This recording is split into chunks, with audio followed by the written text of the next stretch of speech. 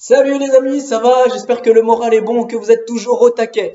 Alors aujourd'hui c'est dimanche et le dimanche c'est le jour du Seigneur. Donc pour l'occasion, je me suis rasé. D'ailleurs, en parlant de mon physique, je reviens sur quelque chose. Il y en a un qui, en voyant la vidéo d'hier, a commenté en disant que j'avais des bras de crevette. Alors à cette personne, je vais adresser un message très spécial et très direct. Regarde-moi bien, regarde-moi bien. J'ai beau avoir des bras de crevette, je suis champion de judo. Alors, fais gaffe. Voilà, le message est passé. Petite chose aussi à noter, ça c'est un message pour mes amis élèves à Henri IV. Calmez-vous les amis, j'ai juste dit que votre établissement était joli. Et vous vous êtes enflammés, vous vous sentez plus. Et c'est pas comme si c'était vous qui l'aviez construit cet établissement. Vous, la seule chose que vous faites, c'est y étudier. C'est dingue l'orgueil humain. On n'est pas rendu. Calmez-vous. Alors, petite chose aussi très amusante à noter, les cagneux se rebellent. Oui, c'est assez rare, donc il faut le noter. J'ai reçu un message sous ton poétique d'un cagneux, je le cite, oubliez les cagneux, on en sera plus heureux. La victime. Alors, aujourd'hui, c'est le quatrième dimanche de carême qu'on appelle dimanche dit létaré. Létaré, je précise pour les matheux qui comprennent rien au latin, létaré, c'est pas les fous, c'est pas les malades. Létaré, ça veut dire réjouissez-vous. Donc c'est le dimanche où l'on doit se réjouir. Et dans la coutume de l'Église, le dimanche létaré, on célèbre non pas en violet, on célèbre en rose. Rose, vous savez, c'est violet plus blanc. Violet pour dire qu'on est encore en carême, que c'est encore un temps de pénitence, de conversion. Et blanc pour dire que l'on goûte déjà la joie de Pâques qui approche. D'ailleurs, à ce propos, ne bougez pas, je vais chercher quelque chose, mais s'il vous plaît, ne bougez pas, quand je reviens, il faut que vous soyez encore là. Hein. J'arrive.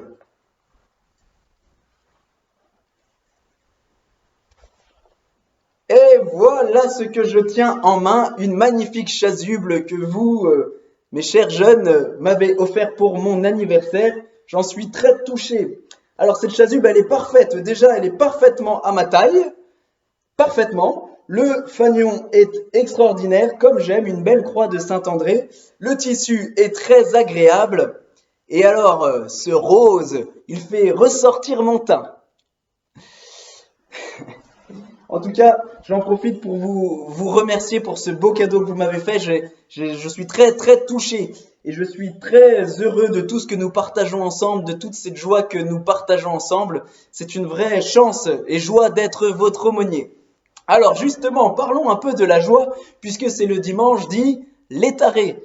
La joie, il y a plusieurs manière d'avoir de la joie sur cette terre. Une des manières, par exemple, d'avoir de la joie, c'est quand on reçoit un cadeau qui nous fait plaisir. Par exemple, moi, samedi dernier, quand vous m'avez offert ce beau cadeau, quand j'ai découvert que ça faisait plus de 2 mois que vous fomentiez ça dans mon dos, j'étais hyper heureux. Alors j'ai essayé de pas le montrer pour rester digne, mais au fond de moi, c'était ouh. J'étais heureux. Voilà, donc on peut avoir de la joie quand on reçoit un cadeau.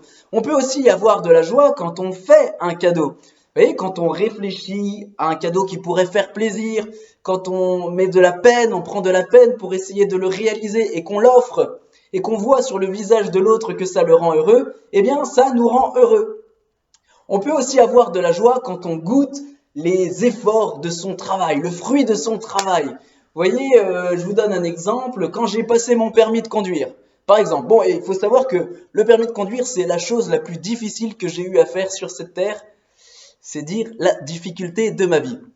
Quoi qu'il en soit, la première fois, j'ai manqué l'examen. Alors, c'était pas de ma faute, hein, c'était une erreur, une incompréhension avec mon examinateur. Il a cru que c'était un refus de priorité, en fait, alors que c'était...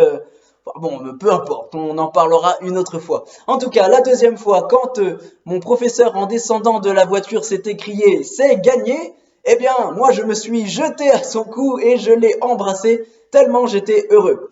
Une perte de contrôle de moi-même qui ne me ressemble pas, mais j'étais heureux. Vous-même, vous verrez, chers amis prépa, quand après ce long chemin de croix qu'est la prépa, ce chemin de croix qui peut durer 2, 3, voire 4 ans, bien après ce long chemin de croix, quand vous arriverez en école, que vous découvrirez la beauté de l'école, sans les excès, je précise, quand vous goûterez à tout cela, vous découvrirez la joie que l'on goûte quand on s'est battu pour quelque chose. Eh bien mes amis, la joie chrétienne, même si elle assume toutes ces joies, elle est encore très différente. Parce que la joie chrétienne, elle ne dépend pas des circonstances extérieures. La joie chrétienne, elle dépend d'une seule chose, la présence de Jésus. Alors il y a dans la tradition de l'Église, il y a un grand saint qui justement est très représentatif de cette joie chrétienne.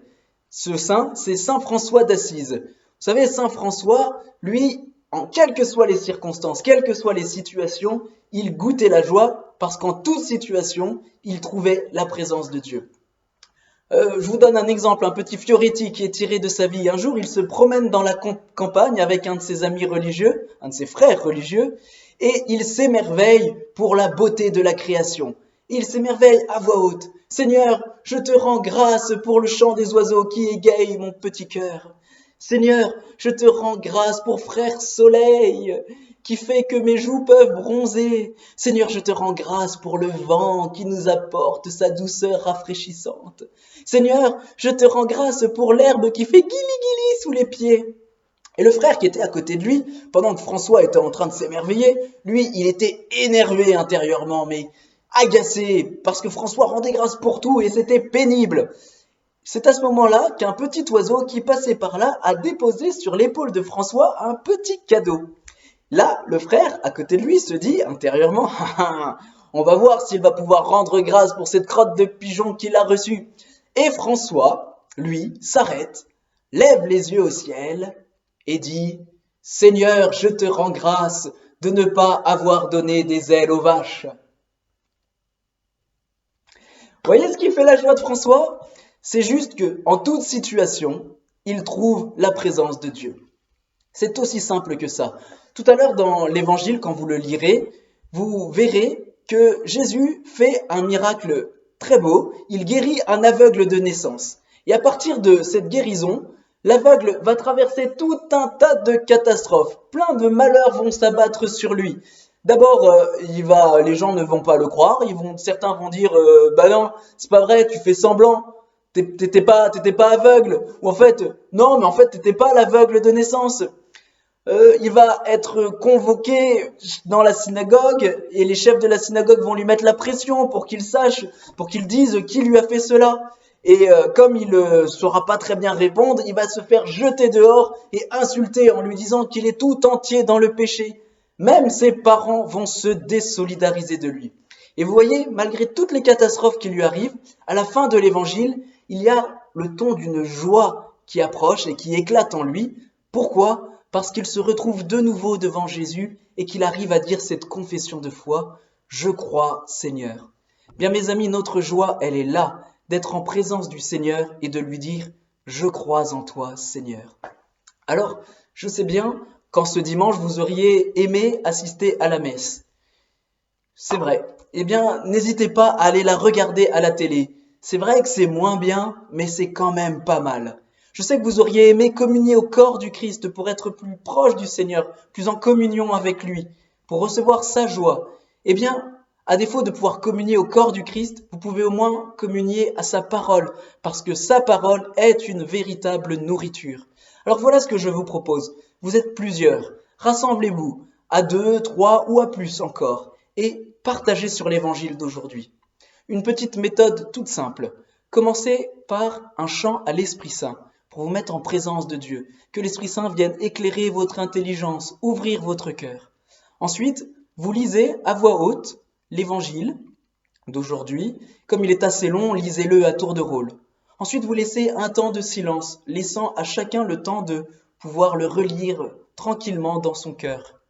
Et ensuite, vous partagez sur ce qui vous a touché, là où les paroles de cet évangile qui vous ont touché. Essayez d'expliquer simplement pourquoi cela vous a touché. Quand tout le monde a parlé, terminez par un Notre Père et un Je vous salue Marie. Vous savez, Jésus nous l'a dit, quand 2 ou 3 sont réunis en mon nom, je suis là au milieu d'eux. Eh bien, en partageant cet évangile, Jésus sera présent au milieu de vous. Et quand Jésus est présent, il apporte sa joie. Et ça, c'est de la balle. Allez les amis, bon dimanche. Vive Jésus, Vive la joie!